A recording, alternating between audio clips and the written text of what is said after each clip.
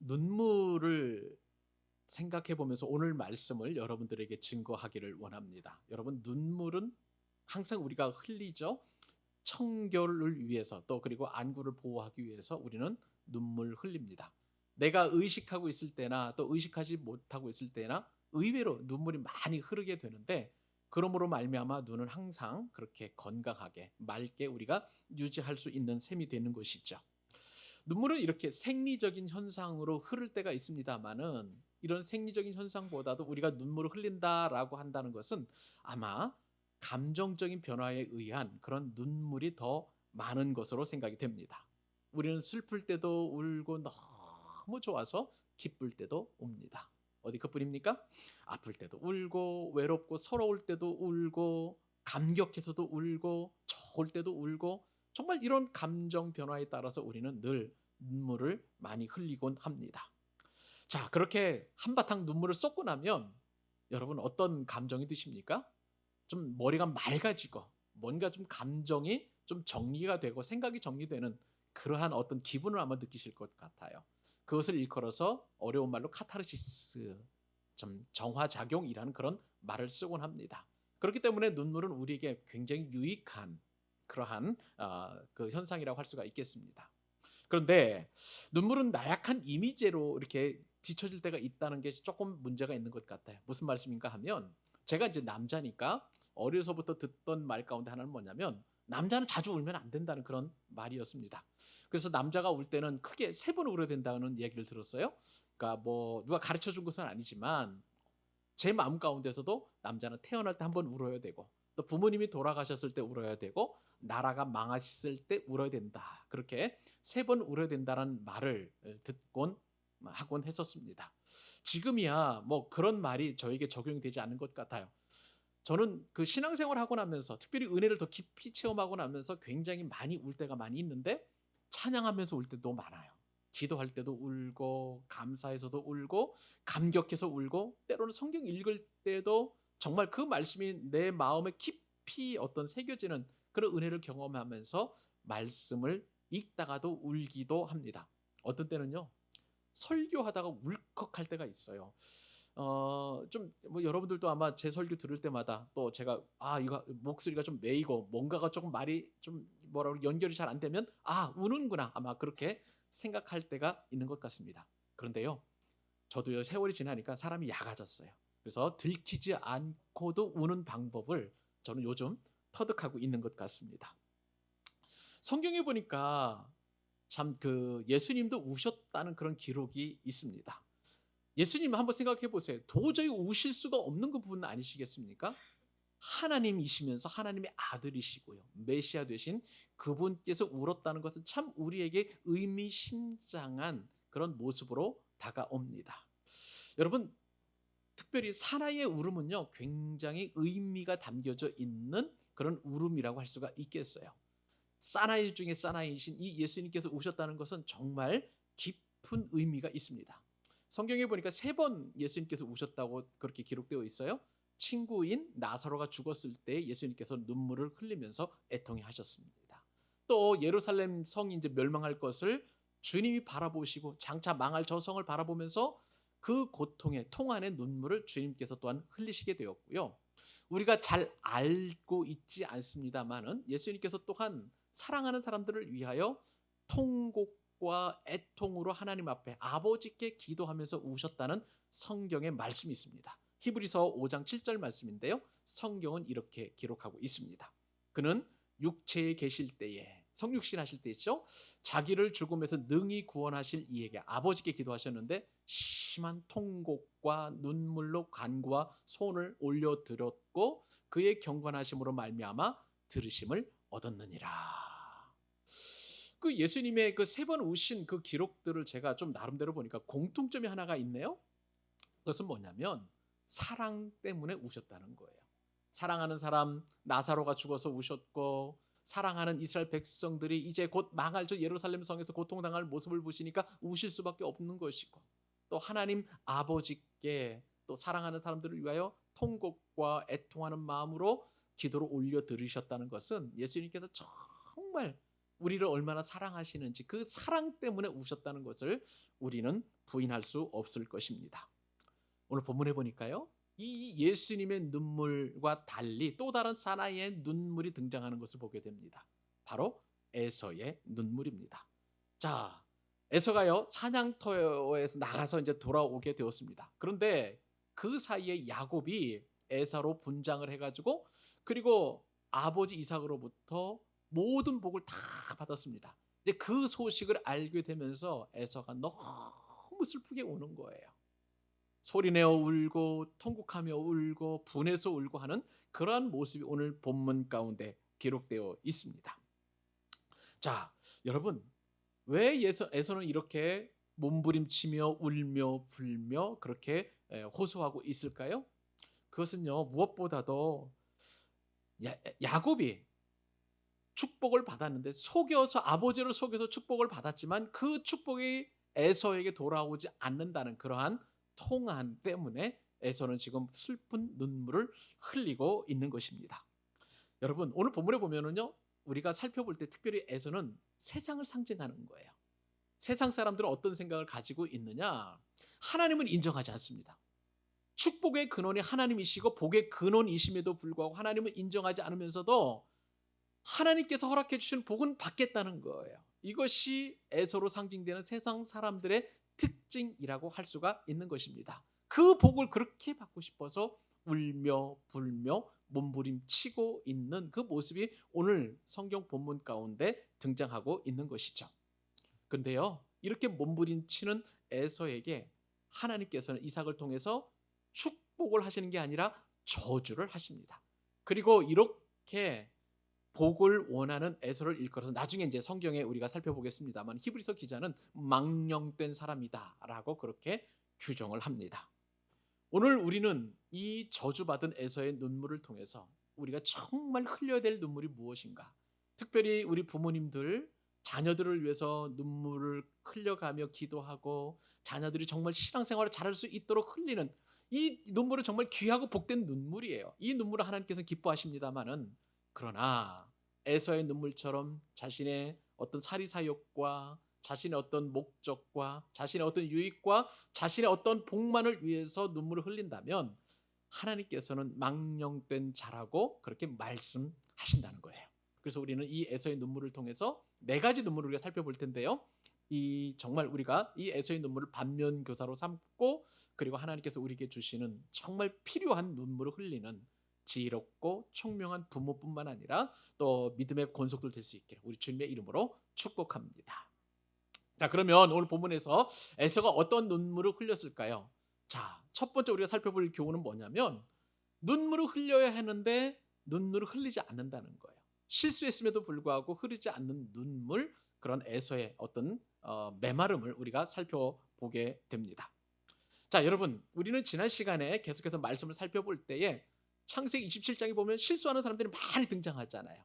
자, 첫 번째는 이삭이 실수했어요. 또 리브가가 실수했어요. 그리고 지난 시간에는 야곱이 실수하는 그런 어떤 말씀을 살펴보게 되었습니다. 근데 오늘 본문에 보니까 누가 실수하냐면 에서도 실수하게 됩니다. 말씀이 30절로 33절까지 있는데요. 제가 한번 처음부터 4절 정도 한번 읽어보도록 할게요. 자, 이삭이 야곱에게 축복하기를 마치매 야곱이 그의 아버지 이삭 앞에서 나가자 곧 그의 형 에서가 사냥하여 돌아온지라. 그가 별미를 만들어 아버지에게로 가지고 가서 이르되 아버지여 일어나서 아들이 사냥한 고기를 잡수시고 마음껏 내게 축복하소서. 그의 아버지 이삭이 그에게 이르되 너는 누구냐? 그가 대답하되 나는 아버지의 아들 곧 아버지의 맏아들 에서로 소이다. 이삭이 힘이 크게 떨며 이르되 그러면 사냥한 고기를 내게 가져온 자가 누구냐? 네가 오기 전에 내가 다 먹고 그를 위하여 축복하였은즉 그가 반드시 복을 받을 것이니라.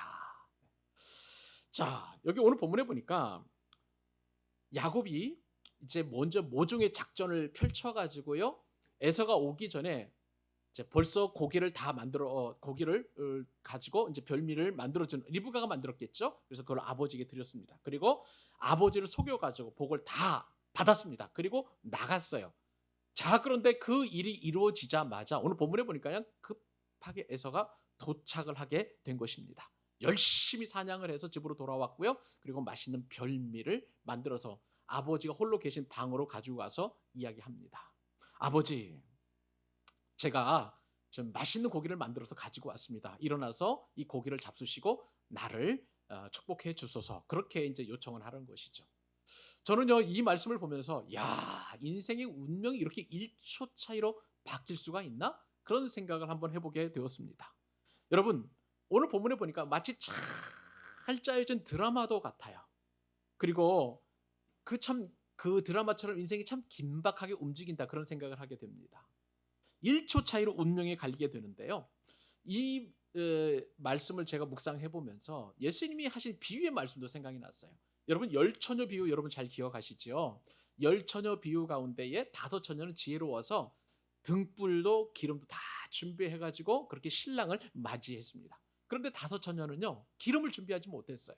그래서 이제 신랑이 아직 오지 않으니까, 그래서 이제 그 기름을 사러 밖으로 나가는데 그때에 마침 신랑이 등장을 해서 그 잔치에 참여하지 못하는 것이죠. 축복을 순식간에 잃어버렸던, 간발의 차이로 놓친 어리석은 다섯 처녀를 우리가 잘 알고 있습니다. 여하튼 오늘 본문에 보니까 에서는 사냥을 하러 나간 사이에 다 일이 이루어졌는데 그것을 모르고 와가지고 진짜 별미를 만들어서 아버지에게 갖다 바쳤습니다. 자, 근데요, 이 말씀을 보면서 우리가 깊이 생각해 봐야 될 것은 뭐냐면, 에서는 지금 아버지가 어떤 상황인지 거기에 대한 관심이 없어요. 무슨 말씀인가 하면, 이상은 지금 눈이 노쇠하잖아요. 그리고 자기가 혹시라도 사냥터에 나갔다가 들어온 사이에 아버지의 건강에 이상이 있는지 없는지 그거를 먼저 안부를 여쭌 것이 아니라, 내가 이렇게 빨리 나가가지고 사냥터에서 사냥을 해가지고 아버지에게 별미를 가져와서 만들어 드렸으니 이제 나를 축복해 달라고 그렇게 이야기하는 것입니다. 이게 뭐냐면요, 쉽게 말하면 아버지의 안부보다도 자신의 축복이 더 관심이 많는 에서의 인간성이 확연하게 드러나는 말씀이라고 볼 수가 있겠습니다. 저는 이러한 에서의 모습을 보면서 에서의 성품이나 인격이 굉장히 목적 지향적이라는 것을 알게 됩니다. 쉽게 말하면 뭐냐면요, 나의 유익을 위해서 다른 사람을 이용하는 거예요. 다른 사람을 활용하는 거예요. 제가 예전에 좀 오래전에 그 어떤 만났던 누군가를 기억합니다. 이제 지금도 이름도 모르겠고 또 그 사람이 어떤 좀 직업을 가지고 있는지는 잘 모르겠습니다만은, 어떤 청년 형제와 상담하는 상황 가운데서 어떤 얘기를 들었냐면, 나는 선교사의 그런 꿈을 가지고 있는데 그 선교사의 꿈을 이루기 위해서 반드시 선교사의 그 비전을 가진 그런 아내를 그렇게 구하겠다라고 이렇게 이야기하는 거예요. 여러분, 이것은 마치 신앙이 있는 것 같고 하나님의 비전을 이룬 것 같지만, 가만히 생각을 해보면 그것은 다른 사람을 이용해서, 배우자죠, 그 사랑하는 사람까지도 나의 비전이나 나의 어떤 꿈을 이루기 위한 도구로 활용하려는 그러한 의도가 아니겠는가라는 생각을 해보게 되었습니다. 여러분, 이것은 죄예요. 왜냐하면 하나님께서는요, 저를 그리고 여러분 한 분 한 분들을 선택하실 때 어떤 목적을 위해서, 어떤 여러분들을 이용하기 위해서 그렇게 여러분들을 부르신 게 아니에요.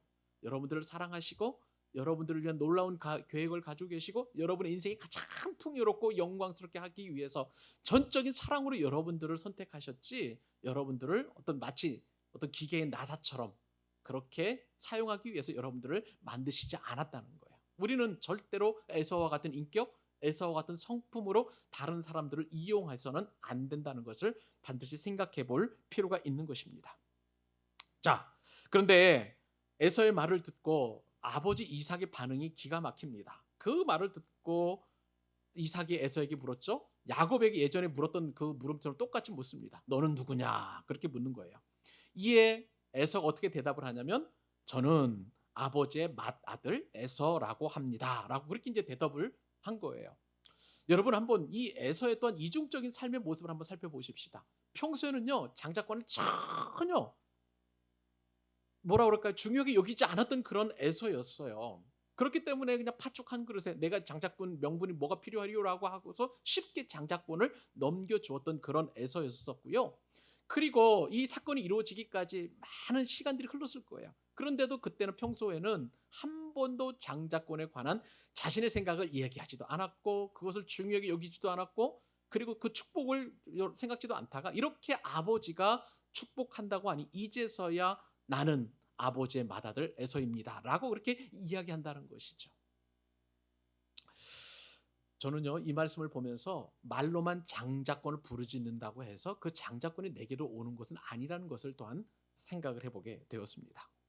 자, 이삭은 여하튼 지금 에서가 지금 자기가 지금 에서의 아버지의 맏아들이라고 한 그 이야기를 듣고 이삭은 지금 심히 크게 떨고 있습니다. 이 떤 이유는 야곱이 교묘하게 나를 속여서 이제 그 장제 축복을 받았구나라는 그런 깨달음 때문에 떨은 그것도 있지만, 제가 말씀을 깊이 묵상해 보면서 이삭의 심정을 가지고 이 본문을 좀 대해 보니까 아니에요. 그것보다도 이삭이 더 심하게 떤 이유가 있습니다. 그것은 뭐냐면 하나님 때문에 떤 것이라고 볼 수가 있습니다. 왜냐하면 자, 어, 하나님 이삭의 입장에서 보면은 원래 하나님의 뜻을 거역하고 야곱이 아닌 에서에게 축복하려고 하는 그런 이삭의 숨겨진 마음이 있었어요. 우리가 계속해서 살펴보았지 않았겠습니까? 만약에 이것이 떳떳하고 그리고 하나님의 뜻을 순종한다라고 했었으면 이거를 담대하게 선포하고 모든 가족들과 친지들 다 모아가지고 행복하게 그렇게 축복식을 했었을 거예요. 그런데 에서와 단둘이 이 이야기를 하고 네가 그런 별미를 만들어 나에 가져오면 내가 너에게 축복하겠다라고 그렇게 밀약을 맺은 거 아니겠습니까? 그러니까 이삭의 입장에서 보면 이제 딱 생각을 해보니까 이 이야기를 듣자마자 하나님께서 이렇게 하셨구나라고 이삭이 깨닫게 된 거예요. 이 장면을 일컬어서 칼빈 목사님 이런 표현을 합니다. 내가 하나님의 뜻을 거스르고 에서에게 축복할 뻔했구나 하는 안도의 절규였다라고 그렇게 해석을 했었습니다. 그런 것 같아요. 이삭은 지금 자신의 뜻과 상관없이 하나님께서 원하셨던 그런 야곱에게 축복을 하는 것이 하나님의 뜻이었다는 것을 깨닫고 안도하는 일종의 절규였다, 부르짖음이었다라고 그렇게 볼 수 있다는 거예요. 여러분, 이 말씀을 통해서 이삭은 이제 좀 정신을 차린 것 같습니다. 영적으로 좀 눈이 뜨여진 것 같아요. 그동안에는 이삭이 눈이 어두워진 것처럼 영적으로도 캄캄한 그런 어둠 가운데 있었었는데, 이 사건이 이루어지고 나서 에서의 이 말을 딱 듣고 나자마자 하나님께서 일을 하셨구나라고 그렇게 영안이 조금 열려진 것으로 생각해 볼 수 있는 것입니다. 여러분, 성령께서는요 우리에게 여러 가지 우리를 도우시고 우리를 위로하시고 우리에게 힘을 주시는 분이시지만, 때때로 성령께서 하시는 역할 가운데 하나는 뭐냐면 죄를 깨닫게 하시는 거예요. 우리가 성령께서 지적해 주시는 그 죄를 깨닫게 되면 하나님 앞에서 심히 떠는 그런 은혜를 경험하게 되는 것입니다. 그렇기 때문에 우리가 해야 할 일은 뭐냐면요, 가장 우리가 하나님 앞에 기도를 드릴 때 드려야 될 기도 제목 가운데 우선순위는 뭐냐면, 우리가 기도보다도 성령님보다도 앞서지 말도록 그렇게 기도하는 기도 제목이 필요한 것입니다. 하나님께서는 우리가 기도가 응답되었을 뿐만 아니라 응답되지 않아도 우리는 나를 향해서 신실하시고 성실하신 그 하나님의 사랑을 늘 체험할 수 있는 것입니다. 그 하나님을 우리가 만나게 되는 것이죠. 이것이 사랑이 많으신 그런 하나님이심을 우리는 믿습니다. 그런데 이삭은 이때서야, 이 에서의 말을 듣고 나서야 하나님께서는 변함이 없으시고 신실하신 하나님이시고 그리고 한번 계획하신 것을 변개치 아니하시는 그 하나님을 체험하게 되었던 것인 것이죠. 그 하나님께서 오늘 이 시간 저와 여러분을 만나시기를 원하십니다. 이삭을 만나 주셨던 그 하나님께서, 실수하고 넘어져도 만났던 그 하나님께서 이 시간 저를 만나 주시는 것이고 여러분들 한 분 한 분들을 만나 주시기를 원하시는 것입니다. 여러분, 이삭은 지금 그 하나님을 만났습니다. 그런데 더 안타까운 일은 뭐냐면 에서가 그 하나님을 만나지 못하고 있다는 사실이에요. 그 하나님을 만나지 못했기 때문에 에서는 지금 회개의 눈물을 흘려야 됨에도 불구하고 눈물을 흘리지 않는 이 안타까운 현실을 오늘 본문 가운데서 보여주고 있다는 거예요. 사랑하는 여러분을 축복합니다. 여러분, 이삭이 만났던 그 하나님, 죄를 깨닫게 하시는 하나님, 그리고 우리를 돌아오라고 기다리시는 아버지 하나님을 여러분들도 기억하실 수 있기를 바랍니다. 그때 우리는 바로 눈물을 흘려야 되는 거예요. 회개의 눈물을 흘려야 되는 거예요. 그러나 이 눈물을 흘리지 않을 때 에서는요 영원히 버림을 받게 되었다고 성경이 기록하고 있는 거예요. 반드시 눈물을 흘려야 될 때 흘리는 지혜로운 여러분들, 무엇보다도 하나님보다도 기도보다도 앞서지 않는 지혜로운 여러분 되시기를 우리 주님의 이름으로 축복합니다. 자, 오늘 에서가 흘린 눈물 이제 살펴보십시다. 본격적으로 첫 번째 눈물은 뭐냐면요, 후회의 눈물입니다. 드디어 에서가 눈물을 흘리죠. 하나님 앞에서 울지 않던 에서가 아버지의 축복이 야곱에게 넘어갔다는 그 말을 듣고 에서가 눈물을 흘리기 시작합니다. 우리 두 절 말씀 한번 읽어 보십시다. 같이 한번 읽겠습니다. 시작. 에서가 그의 아버지의 말을 듣고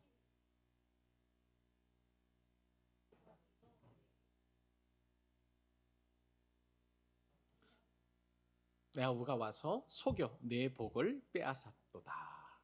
에서가 웁니다. 얼마나 슬피 우는지 모르겠어요. 현대인의 성경이라는 그 성경 번역본을 보니까 엉엉 울었다라고 그렇게 표현되어 있고요. 또 다른 그 성경 그 옛날 성경 보면은요, 이제 우리가 지금 개역 개정판을 쓰잖아요. 개역 개정 이전에 개역 한글이라는 그 성경 버전을 보니까 대성통곡했다라고 그렇게 성경에 기록되어 있습니다. 원래 여기서 이제 울었다, 뭐 이렇게 울부짖었다라고 하는 그 표현은 히브리 말로 차크라는 그런 단어를 써서 동사를 이렇게 표현하고 있는데요. 이 차크라는 단어는 뭐냐면 부르짖다는 그런 표현이에요. 그리고 날카로운 비명을 지르다라는 그런 뜻도 가지고 있고, 천둥처럼 소리내서 우는 그런 어떤 울음을 말하는 것입니다. 평범한 울음이 아닌 것인데요. 여러분들 이것이 좀 체험적으로 잘 좀 모르겠다라고 그렇게 생각이 되는데, 이 차크가 어디에 쓰였냐면 출애굽기 할 때 출애굽하기까지의 이스라엘 백성들의 그 마음들, 애굽에서 학대 받았을 때 그 마음이 표현이 바로 이 차크라는 단어를 통해서 나타났습니다. 출애굽기 3장 7절에 보면 이렇게 기록되어 있어요. 내가 애굽에 있는 내 백성의 고통을 분명히 보고 그들이 그들의 감독자로 말미암아 이 부르짖다가 여러분 생각을 해보세요. 계속 노동하고 하루도 쉴 날이 없고 오늘도 벽돌 그 정해진 그 양을 이렇게 만들어내는 그 고통 속에 하나님 앞에 부르짖는 그 부르짖음이 그냥 부르짖음이었겠습니까? 너무나 힘겨운 그런 부르짖음이었겠죠. 지금 에서가 우는 그 울음이 바로 이 부르짖음이었다고 성경은 표현하고 있는 것이죠. 이 사태에 대해서 그냥 방성대곡하며 천둥 소리처럼 크게 울부짖고 있는 에서의 모습을 오늘 본문에서 우리가 살펴볼 수 있습니다. 여러분, 에서가 지금 얼마나 딱합니까? 한편으로 보니까 에서가 지금 참 안 됐다라는 그런 생각이 들게 됩니다. 그런데 여러분, 놀랍게도 성경에서는 이러한 이 에서의 부르짖음이 망령된 것이라고 그렇게 표현하고 있습니다. 히브리서 12장 16절 17절 말씀 보실까요? 음행하는 자와 혹 한 그릇 음식을 위하여 장자의 명분을 판 누구예요? 에서예요. 에서와 같이 망령된 자가 없도록 살피라. 너희가 아는 바와 같이 그가 그 후에 축복을 이어받으려고 눈물을 흘리며 구하되 버림바가 되어 회개할 기회를 얻지 못하였느니라. 엄청난 저주예요. 여러분, 에서는요 지금 눈물을 흘리는 이 눈물이 자신이 받아야 될 축복이라고 하면서 한탄하며 그리고 후회하며 흘리는 이 눈물은 그 눈물이 하나님 보시기에는 아름다운 눈물이 아니었다는 거예요. 망령된 자가 흘리는 눈물이었고 회개할 기회를 얻지 못했던, 회개하지 않은 그러한 사람이 흘리는 눈물이었다라고 성경은 말씀하고 계시는 것입니다. 두렵죠? 망령된 자라고 하니까요. 하나님은요 에서의 중심을 보시고 계시기 때문에 이렇게 망령된 자라고 보십니다. 자, 그러면 여기서 아버지 역할이 참 중요합니다. 우리가 지금 어버이 주일로 하나님 앞에 예배를 드리고 있는데 이 상황에서 지금 아버지가 얼마나 중요한 역할을 해야 하는지 우리는 반드시 부모로서 깨달아야 되는데, 자, 여러분 보세요. 지금 심히 떨며 이삭은 떨고 있다고 말씀을 드렸습니다. 자, 그러면 하나님의 뜻을 알게 된 거예요. 자, 그러면 정상적인 아버지 같다면, 신앙적인 아버지 같다면 에서에게 이런 하나님의 뜻을 전하는 것이 너무나 옳은 그러한 행동이었을 것입니다. 그런데요, 그게 아니었어요. 여러분 35절 말씀에 어떻게 표현되어 있냐면 내 아우가 와서 속여 내 복을 빼앗았도다. 이것은 마치 에서의 불난집에 부채질하고 있는 그런 격이라고 할 수가 있는 거예요. 에서와 야곱이 원수가 되는 일에 이렇게 아버지 이삭이 일조하게 하는 그런 역할을 감당하고 있는 것을 보게 됩니다. 정말 제가 보기에는 문제 아버지가 아닐 수 없는 것입니다. 야곱이 분명하게 영적인 후사, 예전에 쌍둥이를 잉태해 있었을 때에 리브가에게 주셨던 그 하나님의 말씀, 큰 자가 어린 자를 섬기리라는 이 말씀이 분명히 자신의 축복을 통해서 이루어졌음에도 불구하고 전혀 그것에 대한 깨달음 없이 여전히 나에게 장자는 에서다라고 그렇게 생각하면서 그렇게 에서를 편애하고 있는 아버지 이삭의 모습을 보게 되는 것입니다. 이 상황에서 우리 한번 생각해 볼 게 있어요. 왜 이렇게 이삭은 에서를 편애할까요? 여기에는요, 에서와 야곱 사이에 이루어지는 어떤 성품과 그리고 역할의 모습이 있다고 보여집니다. 에서는 똑똑한 사람이에요. 그러니까 자기 앞가림을 잘 하는 사람입니다. 그래서 자기 직업도 번듯한 직업, 사냥꾼이잖아요. 직업도 가지고 있고 또 결혼도 했고 자녀도 낳았고, 그리고 정말 이삭이 뭔가 필요하면 늘 에서에게 이야기하면 아버지의 마음을 잘 알고 아버지를 공경했던, 때로는 사냥을 해서 맛있는 걸 별미를 만들어 가지고 아버지의 어떤 기쁨을 주었던 그런 넉넉하고 그리고 믿음직스러운 에서였던 것이죠. 그러니까 이삭의 마음에는 늘 에서가 그렇게 마음 한가운데에 자리 잡고 있었던 거예요. 반면에 한번 이삭을 보십시다. 이삭은요 늘 죄송합니다. 야곱이죠. 야곱은 늘 여성스러운 그런 어떤 성품에다가, 그리고 집안에 조용히 있고 있는 듯 마는 듯 하면서도 엄마와 이렇게 조금 이렇게 친밀한 관계를 누리고, 그러면서 뭐 아버지를 위해서 만족할 만한 그 어떤 성과, 더군다나 번듯한 직업이 있습니까? 돈을 벌기를 합니까? 백수에다가 무능력해 보이는 그런 아들이었기 때문에 이삭의 입장에서 보면은 야곱은 아들 축에도 끼지 못하는 그러한 존재로 여겼다는 것입니다. 자, 이렇게 딱한 아버지 이삭이라고 할 수가 있겠는데요. 여기서 더 딱한 사람이 있습니다. 그 사람은 바로 에서라고 할 수가 있겠습니다. 장자로서 축복을 얻지 못한 것에 대해서 눈물을 흘리지만 진짜 흘려야 될 회개의 눈물은 흘리지 않는 그런 에서의 모습이 오늘 본문에서 드리워지고 있는 것이죠. 여러분, 속고도 회개하지 않으면 정말 약이 없다고 보여집니다. 에서가 회개하지 않으니 하나님께서 야곱에게 속임을 당하게 하셨는데도 불구하고 에서는 여전히 하나님의 뜻을 깨닫는 영적인 능력도 없고 영적인 의지도 없는, 영적으로 얼마나 둔감한 사람인지 모르다는 것입니다. 여러분, 이렇게 자신이 지금 축복을 빼앗겼다라고 후회하면서 흘리는 이 눈물은 원래는 에서가 흘려야 될 회개의 눈물이었는데, 에서는 회개의 눈물을 흘리지 않고 그냥 후회의 눈물만 흐리고 있는 것을 보게 됩니다. 이러한 에서의 모습을 보면서 오늘 이 땅을 살아가는 이 세상에도 여전히 먹을 것과 입을 것을 바라고, 그리고 눈에 보이고 손에 잡히는 욕망의 사냥감을 쫓아서 세상 들판을 헤매이는 수많은 에서의 후예들이 얼마나 많은지를 생각해 보게 됩니다. 여러분, 그 들판에서 흘린 눈물은 기쁨의 눈물이 아니에요. 후회의 눈물뿐임을 기억하실 수 있기를 바랍니다. 여러분, 에서는요 이렇게 세상을 쫓아다니면서 정작 그에게 가장 필요했던 천국을 잃어버렸어요. 복음을 잃어버렸어요. 그리고 하나님 앞에 돌아오려고 하는, 그리고 가장 귀한 그 복을 에서는 잃어버리고 눈물만 흘리고 있는 것을 보게 됩니다.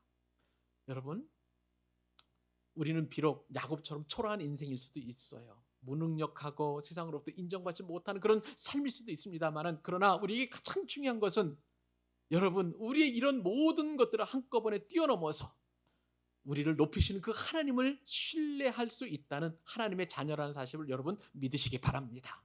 그러한 자녀에게 소망이 있는 거예요.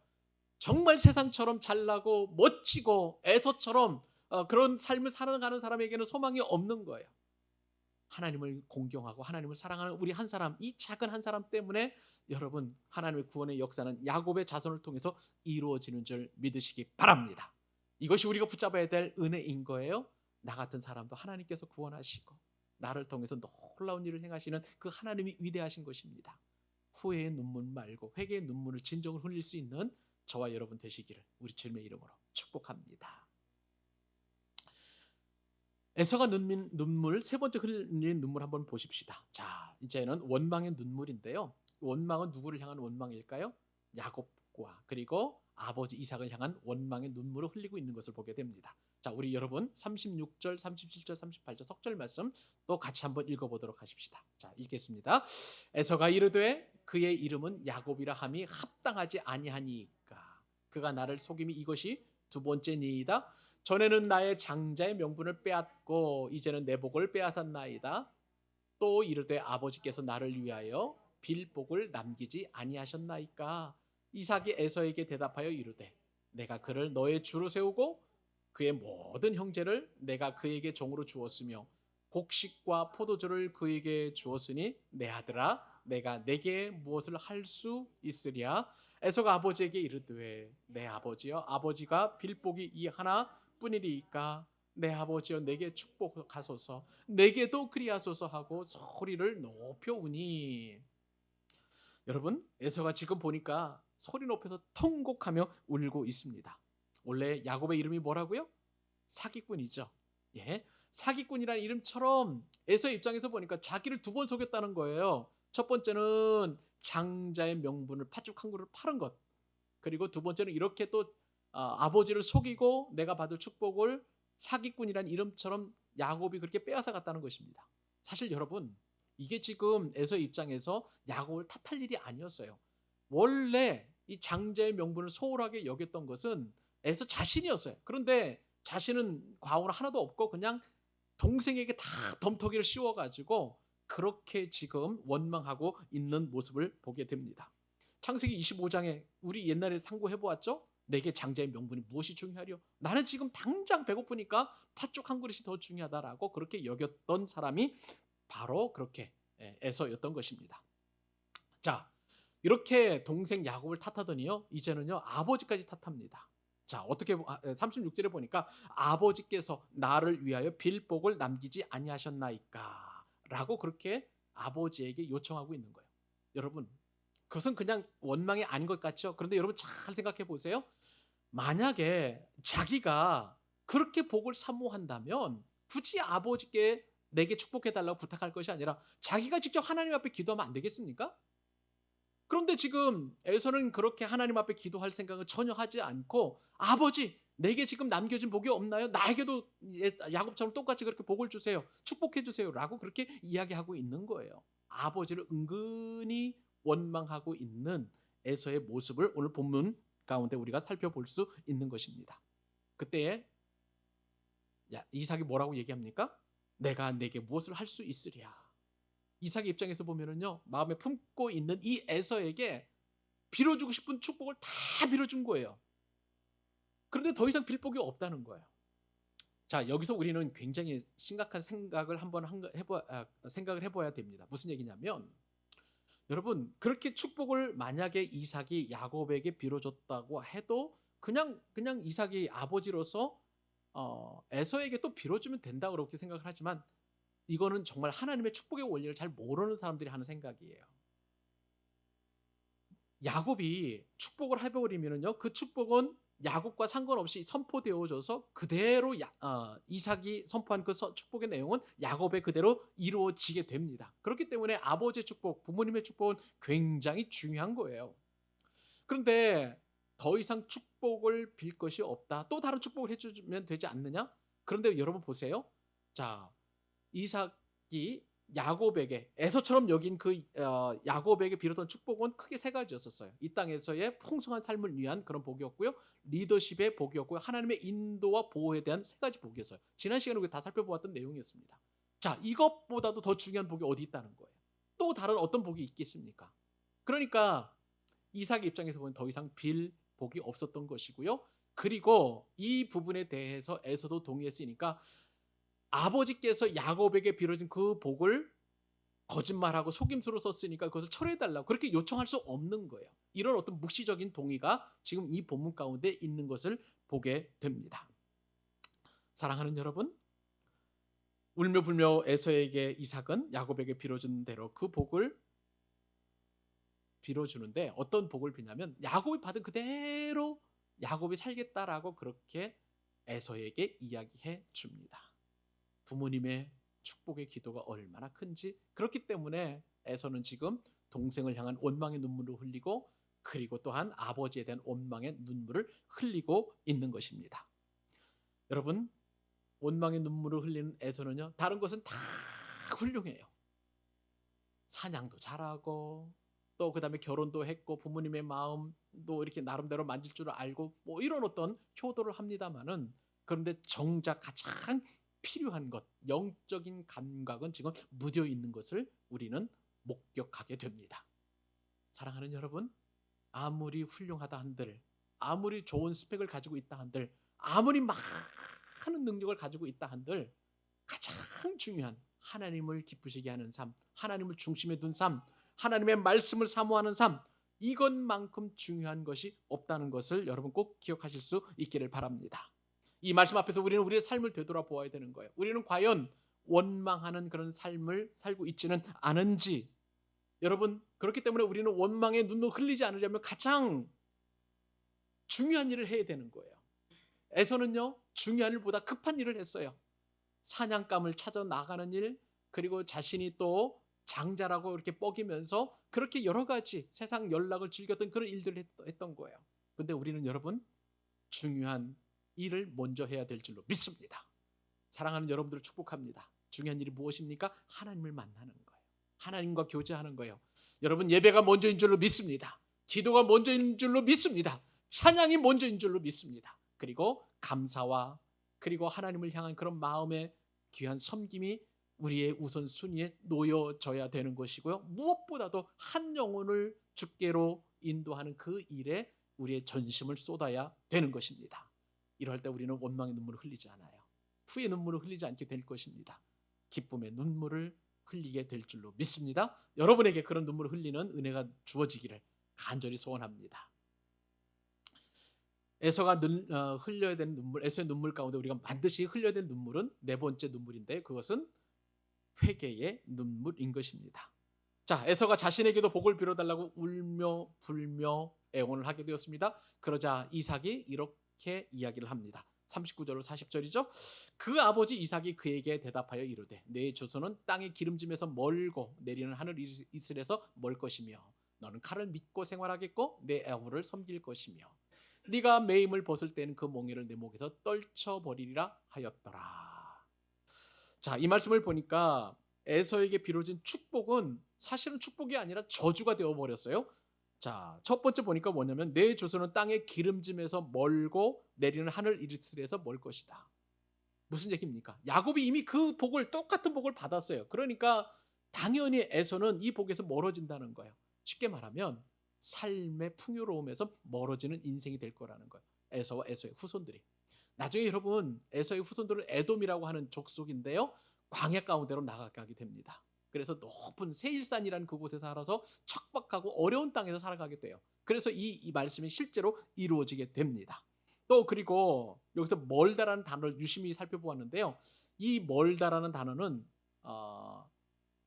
거리가 완전히 멀어지는 것이고요, 또 시제로 보니까 미완료 시제예요. 그냥 한 번만 멀어지는 것이 아니라 영원히 멀어지는 것을 말하는 것입니다. 그러니까 에서의 족속들은요, 에돔이죠, 이제는 축복에서 하나님의 풍성한 내려주신 축복과는 거리가 먼 그런 삶을 살게 되는 거예요. 영원토록. 이 첫 번째 하나님께서 에서와 그리고 그 후손에게 주신 그런 말씀이었습니다. 두 번째는 뭐냐면, 자, 너는 칼을 믿고 생활하겠고 내 아우를 섬길 것이며, 이렇게 이야기하고 있습니다. 칼의 민족이 되어서 늘 전쟁과 그리고 또한 폭력이 끊이지 않는 그런 삶을 살게 될 것이라는 것입니다. 아우를 섬긴다고 하는 것이니까 이것은 이스라엘 족속에게 이제 소속된다는 그런 말 아니겠습니까? 실제로 이 일은 다윗 왕 때와 솔로몬 왕 때에 이루어져서 에돔 족속이 이제 이스라엘에게 조공을 바치는 그러한 신세로 전락하게 됩니다. 근데 그 뒤에 말씀을 보니까 네가 매임을 벗을 때는 그 몽에를 내 목에서 떨쳐버리라. 자, 이게 무슨 얘기냐면 에돔이 약간의 이제 이스라엘 상황에서 좀 벗어날 때가 있다는 거예요. 실제로 이때는 아하스 왕 때 잠깐 이루어지게 됩니다. 잠시 에돔 족속이 이제 독립을 이루게 됩니다만은, 그러나 신구약 중간기 때에 요한 힐카누스에 의해서 완전히 에돔 족속이 정복을 당하게 돼요. 그리고 이스라엘 족속처럼 이제 할례를 행하는 그런 어떤 족속이 되어서 지금 역사상 에돔 족속은 남아 있지 않습니다. 이렇게 에서는 이제 이러한 이제 축복이 아닌 저주를 받게 되었는데, 이런 에서를 보면서 우리는 어떤 생각을 가져야 될까? 어떤 교훈을 얻어야 될까요? 에서는요, 하나님 없이도 잘 나가는 세상 사람을 대표하는 사람이라고 할 수가 있겠습니다. 우리는 그런 사람이 때로는 부러울 수 있어요. 아, 우리는 정말 가난하고 어렵게 사는데 세상 사람 예수 안 믿어도 저렇게 잘 사는 것을 보게 되면 내가 왜 예수를 믿었을까 그렇게 후회할 수도 없지 않아 있을 것입니다. 그러나 여러분, 하나님 없는 잘됨의 결론을 이렇게 맺고 있습니다. 41절인데요. 그의 아버지가 야곱에게 축복한 그 축복으로 말미암아 에서가 야곱을 미워하여 심중에 이르기를 아버지를 곡할 때가 가까웠은즉 내가 내 아우 야곱을 죽이리라 하였더라. 에서가 이제 곡할 때가 오는데, 그때 언제냐면 아버지가 죽었을 때 장사를 치를 때가 있다는 거예요. 곧 이렇게 울 때가 있다는 거예요. 그때에 이제 자기가 내 축복을 빼앗아간 야곱을 죽이겠다라고 그렇게 결심을 하게 되었습니다. 그런데 여러분, 이 결심은 바로 이루어지지 않아요. 이삭이 바로 죽는 것이 아니라 무려 43년 동안 더 살다가 나중에 죽음을 맞게 되었습니다. 그러니까 에서의 뜻대로 되는 게 하나도 없다는 것을 성경은 말씀하고 있는 것이죠. 자, 저는요, 이 기간 동안 에서가 했었으면 뭘 했었으면 좋겠냐면 회개의 눈물을 흘렸으면 참 좋았을 것이라고 생각을 해봅니다. 여러분, 다윗을 생각해 보면은요, 다윗도 똑같은 죄인이었지만 우리아의 아내 바세바를 범하는 그 범죄를 하나님 앞에 이렇게 회개하면서 눈물을 흘린 적이 있었어요. 시편 6편 6절이죠. 이렇게 성경은 기록하고 있습니다. 내가 탄식함으로 피곤하여 밤마다 눈물로 내 침상을 띄우며 내 요를 적시나이다. 에서가 이 시간 동안 이렇게 침상을 띄우며 눈물을 흘려가며 요를 적셨다면 하나님께서 에서에게도 엄청난 복을 반드시 주셨을 거예요. 그런데 에서는 이처럼 회개의 눈물을 흘리지 않았던 것입니다. 이렇게 만약에 다윗과도 같이 이런 눈물을 흘리면 사랑하는 하나님께서 그 눈물을 다 닦아주세요. 요한계시록 7장 17절 말씀 보실래요? 이렇게 성경에 기록되어 있습니다. 우리가 회개의 눈물을 흘리게 되면 이는 보좌 가운데에 계신 어린 양이 그들의 목자가 되사 생명수 샘으로 인도하시고 하나님께서 그들의 눈에서 모든 눈물을 씻어 주실 것입니다. 사랑하는 여러분, 우리가 회개의 눈물을 흘리게 되면 아버지께서 손수 우리의 눈물을 닦아 주실 줄로 믿습니다. 그런데요, 이렇게 눈물을 흘리지 않았을 때 에서의 최후가 이렇게 기록되어 있습니다. 누가복음 13장 27절로 28절 같이 읽고 오늘 말씀을 마무리하도록 하겠습니다. 같이 한번 읽어보겠습니다. 그가 너희에게 말하여 이르되 나는 너희가 어디에서 왔는지 알지 못하노라. 행악하는 모든 자들아 나를 떠나가라 하리라. 너희가 아브라함과 이삭과 야곱과 모든 선지자는 하나님 나라에 있고 오직 너희는 에서 같은 사람이죠. 밖에 쫓겨난 것을 볼 때에 거기서 슬피 울며 이를 갈리라. 슬피 울며 이를 가는 그런 저주가 있다는 거예요. 에서가 그런 저주를 받게 되었고요. 이러한 에서의 내용이 로마서에도 나오고 그리고 신약 성경에도 자주 등장합니다. 사랑하는 들은 여러분들을 축복합니다. 에서의 눈물 가운데 흘려야 할 눈물을 흘리고 흘리지 말아야 될 눈물을 흘리지 않는 그런 지혜가 저와 여러분 가운데 있기를 우리 주님의 이름으로 축복합니다. 하나님